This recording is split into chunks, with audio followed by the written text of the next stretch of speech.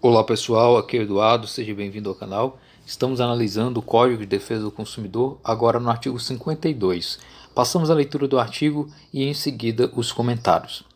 Artigo 52. No fornecimento de produtos ou serviços que envolva outorga de crédito ou concessão de financiamento ao consumidor, o fornecedor deverá, entre outros requisitos, informá-lo prévia e adequadamente sobre 1. Preço do produto ou serviço em moeda corrente nacional. 2. Montante dos juros de mora e da taxa efetiva anual de juros. 3. Acréscimos legalmente previstos. 4. Número e periodicidade das prestações. 5. A soma total a pagar com e sem financiamento. Parágrafo primeiro. As multas de mora decorrentes do inadimplemento de obrigações no seu termo não poderão ser superiores a 2% do valor da prestação. Parágrafo segundo. É assegurado ao consumidor a liquidação antecipada do débito total ou parcialmente, mediante redução proporcional dos juros e demais acréscimos.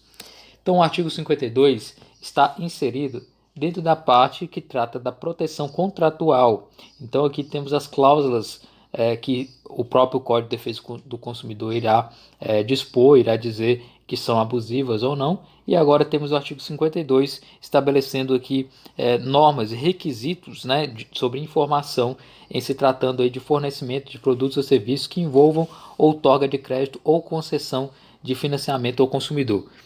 O que acontece? Um consumidor, em geral, quando ele está precisando de dinheiro, ele pode fazer aí um pedido, né, de crédito puro, né, um empréstimo de dinheiro, por exemplo.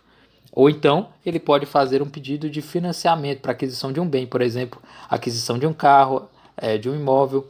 Há essa diferença, né? O contrato pode ser tanto de outorga de crédito, ou seja, empréstimo de dinheiro, quanto concessão de financiamento, quando é que uma empresa irá quitar aquele valor determinado, porém você irá parcelar até pagar aquele bem.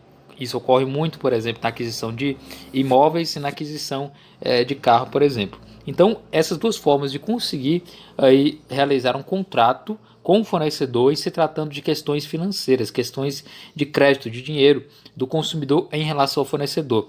Quando você irá então realizar esse tipo de contrato, esse fornecedor ele deve informar determinadas coisas, deve informar previamente o que está disposto no artigo 52. Então tem que ter o preço do produto ou serviço em moeda corrente nacional. Então se você vai pedir um empréstimo de R$ 1.000, tem que constar naquele contrato esse valor, que esse consta que é o valor que deve ser basicamente do total do empréstimo, né? Além disso, tem que ter um montante de juros de mora e da taxa efetiva anual de juros. O que é juros de mora? Basicamente, quando você atrasar em um determinado pagamento, né, porque há um parcelamento, né, do empréstimo, e aí incide juros de mora, ou seja, os juros da sua demora, um acréscimo financeiro, um acréscimo de dinheiro, tendo em vista que você demorou a pagar aquele determinado valor que estipulado em determinada data. Então, esses juros de mora tem que estar estabelecido e também uma taxa anual de juros, né? Tudo isso deve estar estabelecido no contrato também. Além disso, temos os acréscimos legalmente previstos, né? O que tiver de acréscimo qualquer em relação a esse valor deve estar previsto e colocado lá, como por exemplo, imposto, IOF, se for o caso, ICMS, se for o caso, deve estar previsto também que haverá esses valores determinados e que o consumidor deve estar ciente. Temos também o número e periodicidade das prestações. Em quantas parcelas você tem que pagar esse financiamento?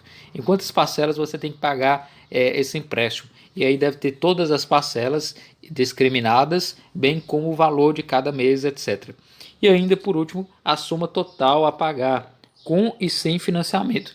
Então tem que ter lá disposto. Você fez um empréstimo de R$ 1.000, deve constar que é R$ 1.000, porém somada todas as parcelas que você fez daquele empréstimo, daria o valor aí, por exemplo, de R$ 1.500, que é os acréscimos mais os juros, etc. Então é mais ou menos isso. Tem que constar toda a previsibilidade, tem que constar tudo aquilo que será realizado em se tratando aí do financiamento ou do empréstimo, né? Então, a outorga de crédito, né? Então temos também o parágrafo primeiro, que trata sobre as multas de mora. As multas de mora decorrentes do inadimplemento de obrigações no seu termo não poderão ser superiores a 2%. Então, existe, além dos juros de mora, ou seja, é um acréscimo em um determinado valor, tendo em vista que você não pagou na data prevista, incide esses juros, deve também incidir a multa de mora. É uma multa pela qual você tem que pagar, tendo em vista que não cumpriu o pagamento. Então, além dos juros, né, existe também a multa de mora. E essa multa, ela incide aí sobre o valor de 2% sobre o valor da prestação. Então, se você paga R$ 100 de prestação naquela outorga de crédito ou naquele financiamento, no mês seguinte vai incidir essa multa de 2% sobre esse valor, tendo em vista que você não pagou basicamente no tempo determinado, etc. Então, a multa demora, né? Então, é uma regra, né, que essa multa de mora ela é decorrente do inadimplemento da obrigação e não pode ser superior a 2% dessa prestação. Então, estava devendo 100, né, na prestação, não pagou 100, incide aí R$ 2, que é os 2% de multa, né, propriamente. E repare também que o Código de Defesa do Consumidor ele não traz um limite quanto à taxa de juros compensatórios, né? Essas taxas de juros compensatórios, elas devem respeitar, portanto, o que está disposto no próprio Código Civil, né, que limita os juros ao índice aplicável ao que é determinado pela Fazenda Pública, né? Isso é o artigo 591 e o 406 do Código Civil. As instituições financeiras elas não são obrigadas a respeitar esse limite. Agora, já quanto aos juros moratórios, o STJ ele estipulou, né, e determinou que nos contratos bancários não regidos por legislação específica, os juros moratórios poderão ser fixados em até 1% ao mês. E, além disso, né, há uma última regra que protege o consumidor, que está disposta no parágrafo 2º, que diz o seguinte: é assegurado ao consumidor a liquidação antecipada do débito total ou parcialmente mediante redução proporcional dos juros e demais acréscimos. O que acontece? Se você realizou um empréstimo, né, uma outorga de crédito ou um financiamento, você quer adiantar esse pagamento, tem que ser abatido, né? O consumidor ele que toma esse empréstimo, ele pode pagar, por exemplo, em 24 meses, e aí, na verdade, ele pode antecipar isso. Ele não só consegue antecipar essas parcelas, e ainda ele poderá receber um abatimento no valor dessas prestações adiantadas, tendo em vista, então, a redução proporcional dos juros e demais acréscimos.